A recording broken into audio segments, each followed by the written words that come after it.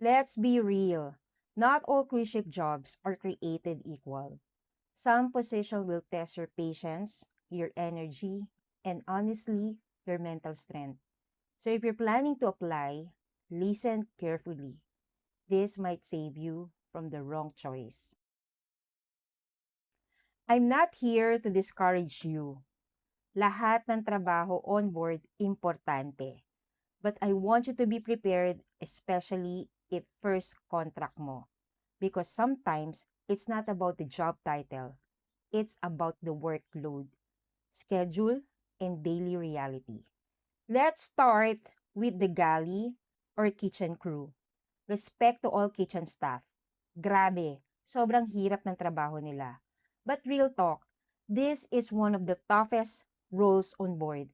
Imagine this, hot environment, almost the whole day, long hours, sometimes 12 to 14 hours, highly pressured during service time, no room for mistakes. And unlike other departments, limited ang guest interaction. So if your goal is tips or social experience, medyo limited ito. If passion mo ang cooking and kaya mo ang pressure, go for it. But if not, mabilis kang ma-burn out dito.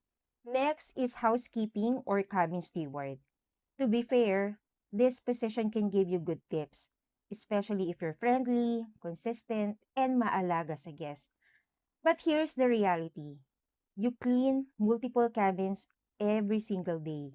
Minsan back-to-back guests, halos walang pahinga. Physically exhausting, bending, lifting, cleaning all day. And yes, hindi lahat ng rooms madali.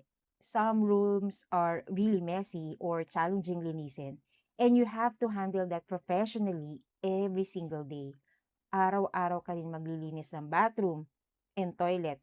So if hindi ka sanay or hindi ka comfortable sa ganon, this job will really test you. And the biggest challenge, different guests, different attitudes. May mabait, pero meron din demanding or mataas ang expectation.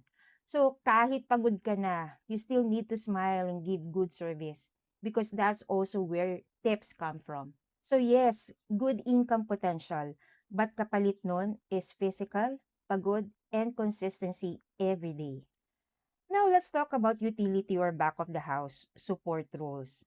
These are the people behind the scenes, washing dishes, cleaning areas, assisting operation. Real talk, ito yung mga trabaho na hindi masyado napapansin, but very heavy ang workload. Minimal guest interaction, long hours, sometimes night shift. And since you're not guest facing, don't expect tips. Good starting point, yes, but long term, you might feel stuck if walang growth or movement. So bakit ko sinasabi to? Not to scare you, but to help you choose wisely. Kasi minsan sobrang excited tayo makasampa. Kahit anong position kukunin natin without knowing the reality. If you want a better on-board experience, you can consider food and beverage like waiter, bar, guest-facing roles. Why? Because aside from salary, you get guest interaction, tips, better exposure, and honestly, mas nagiging enjoyable yung work mo. At the end of the day, walang pangit na trabaho sa cruise ship, but there are positions that are not for everyone. Know your strengths, alam mo kung saan ka mas fit. Don't just aim na makasampa. Aim for a role where you can survive, grow, and still enjoy the experience. If you want more real talk about cruise ship life, follow for part 3. Next, let's talk about the best position to aim for. High pay, good tips.